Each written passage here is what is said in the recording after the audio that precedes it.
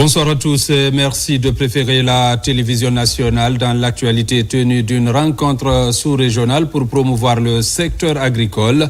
Timbi Madina a abrité les travaux d'échange entre ces acteurs majeurs de l'agriculture familiale. Ce conseil d'administration du réseau ROPA a passé en revue les enjeux agricoles, alimentaires et économiques du secteur. Reportage Martin Fancinadouno. Au cœur des hauts plateaux du Fouta Djallon, Timbi Madina devient l'épicentre des réflexions stratégiques sur l'avenir de l'agriculture en Afrique de l'Ouest. La Fédération des organisations paysannes du Fouta Djallon, structure d'accueil, abrite cette première session ordinaire du conseil d'administration du ROPA, réseau des organisations paysannes et des producteurs agricoles de l'Afrique de l'Ouest, organisé pour le compte de la Confédération nationale des organisations paysannes de Guinée. Chez nous, actuellement, on vit l'insécurité armée et la production agricole est en train d'en pâtir. Donc, ce qu'on a vu hier, on a vu vraiment pas mal de modèles à emporter pour pouvoir appuyer la production agricole. Structurer le monde agricole en groupement, en union, en fédération. Et ensuite, ce que nous faisons, c'est de les accompagner pour des questions économiques. L'Europa regroupe 13 organisations paysannes nationales et des producteurs agricoles de l'Afrique de l'Ouest. Pendant plusieurs jours, les participants examinent les grandes orientations stratégiques du réseau, évaluent les actions menées et définissent de nouvelles perspectives face aux défis majeurs du secteur rural. Vouloir mettre le monde paysan ensemble, 15 pays quand même, c'est vraiment quelque chose d'extraordinaire que nous saluons fortement. C'est une belle initiative que nos États doivent soutenir, parce que c'est ce monde paysan qui nous nourrit. Si nous donnons la force à ce monde paysan pour nourrir notre population, je pense que nous allons atteindre notre indépendance totale. À Timbi Madina, les voix du monde rural s'élèvent à l'unisson pour construire une agriculture plus forte, plus solidaire et tournée vers l'avenir. Une ambition collective qui place les producteurs ruraux au cœur des solutions pour assurer durablement l'autosuffisance alimentaire de l'Afrique de l'Ouest. Au compte de la saison agricole toujours, le district de Bankalan, sous-préfecture de Karfamoria, préfecture de Kankan, a abrité le lancement de la campagne sous l'œil vigilant de la ministre de tutelle. Principale innovation, la relance de la filière coton pour plus de rendement. Reportage Diamokaba. À 25 km de la ville de Kankan, le district de Bankalan, dans Karfamoria, sur les rives du Milo, cette année, ce grand bassin agricole accueille les acteurs de toutes les filières agricoles.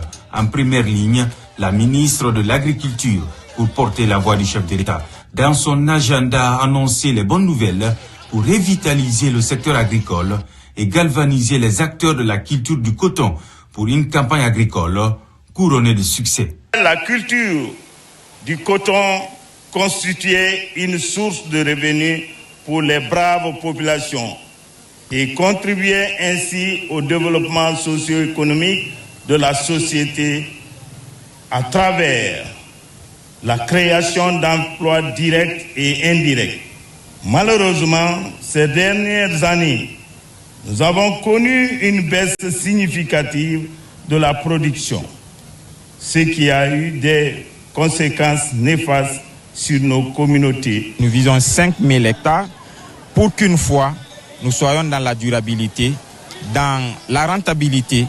Nous essayons tant que possible d'aller dans le sens que nous a donné nos responsables. La présence de la ministre de l'Agriculture Aminata Kaba annonce un nouveau départ pour répondre aux multiples enjeux de la souveraineté alimentaire.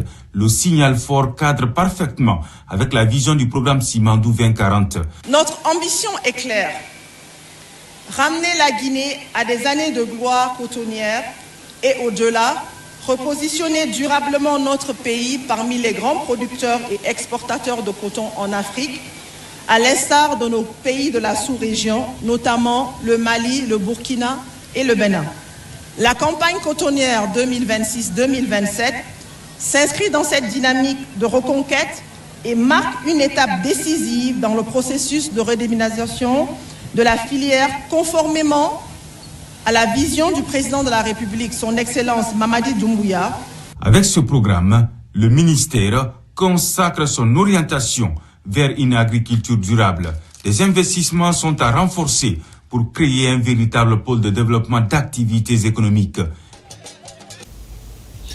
Coopération entre la Guinée et la Tunisie, le domaine industriel intéresse les deux pays. C'est ce qui a filtré des entretiens entre la ministre Fatima Camara et ses homologues à Tunis. Au-delà des entrevues, des visites sont faites dans certaines unités industrielles. Abdul Karim Camara. Au pays d'Ibn Khaldoun, le fondateur de la sociologie moderne, l'expérience en matière d'industrialisation s'étend sur plus de 60 ans. Ici, à Tunis, la ministre de l'Industrie est reçue au siège de la Tunisian Automotive Association, une référence dans l'industrie des équipements automobiles en Tunisie, dont l'expertise séduit plus d'un pays en Afrique. Ensuite, la délégation arrive sur les installations du groupe Comet à Radès, en haute banlieue de Tunis. Celui-ci est spécialisé dans la conception, la construction métallique et la distribution des semi-remorques et différents équipements supporteurs. Nous avons beaucoup de l'intérêt pour la Guinée. Notre produit a trouvé un grand succès, donc c'est pour cela que le projet d'installation sur place nous intéresse. C'est vrai qu'ils exercent déjà au niveau de la Guinée d'un point de vue commercial. Il fallait de visu constater leur capacité de production, mais aussi leur expertise. Nous nous sommes rendus compte qu'ils respectent la chaîne de valeur et qu'ils tiennent compte de la qualité. Ils ont des certifications également. Et nous pensons que nous allons aboutir à une collaboration future. Cette journée, c'est aussi les visites doublées d'entretien au ministère tunisien de l'Industrie et celui du Commerce.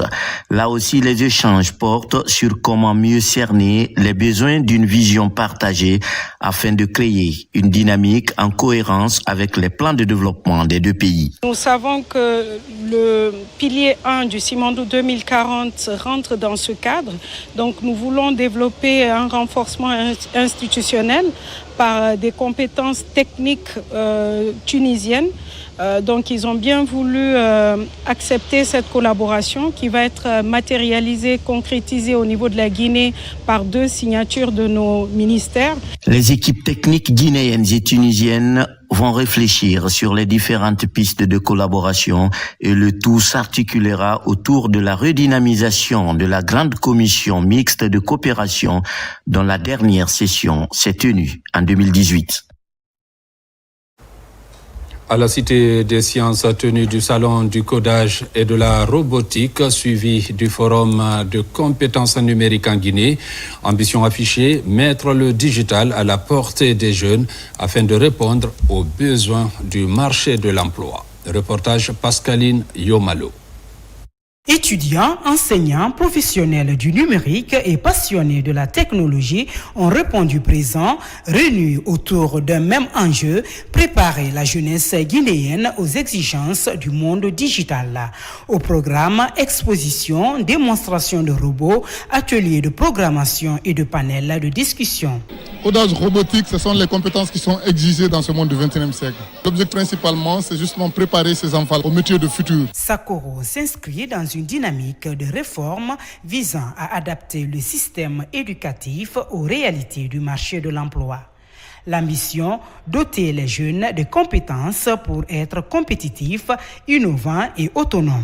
L'idée, à travers ce salon du codage, la robotique, mais également du Forum des compétences numériques, c'est de venir donner aux jeunes Guinéens les mêmes formations qu'ils peuvent avoir dans les autres pays. On ne peut pas parler de développement du numérique sans avoir des jeunes Guinéens qui soient formés à l'intelligence artificielle, au développement web et mobile. Dans les stands, des jeunes développeurs présentent leurs projets robotiques, illustrant le potentiel grandissant de la relève guinéenne. Les agriculteurs ne font pas d'études préalables du terrain pour savoir quel culture est le mieux adapté au terrain. Parce que chaque sol diffère. Alors notre solution agricole assise pour les modèles MPK vient aider les agriculteurs. Les MPK analyse les concentrations de l'azote, potassium et phosphore se trouvant dans le sol. Et c'est à partir de ça, il va déterminer automatiquement les cultures les mieux adaptées au terrain. Nous vous présentons une voiture autonome dotée d'une intelligence embarquée capable de percevoir son environnement, d'analyser les dangers en temps réel sans aucune intervention humaine. Le Salon du Code et de la Robotique 2026, associé au Forum des compétences numériques, se positionne ainsi comme une véritable plateforme d'opportunités pour une meilleure insertion des jeunes dans l'univers du digital. Les menstruations restent un défi de santé publique et d'éducation pour des milliers de filles et de femmes. Ce problème souvent entouré de silence et de tabous.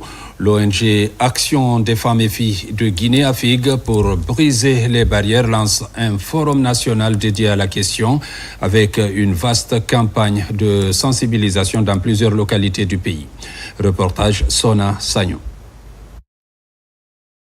En Guinée, les menstruations restent encore un sujet largement tabou alors qu'elles concernent des milliers de filles et de femmes.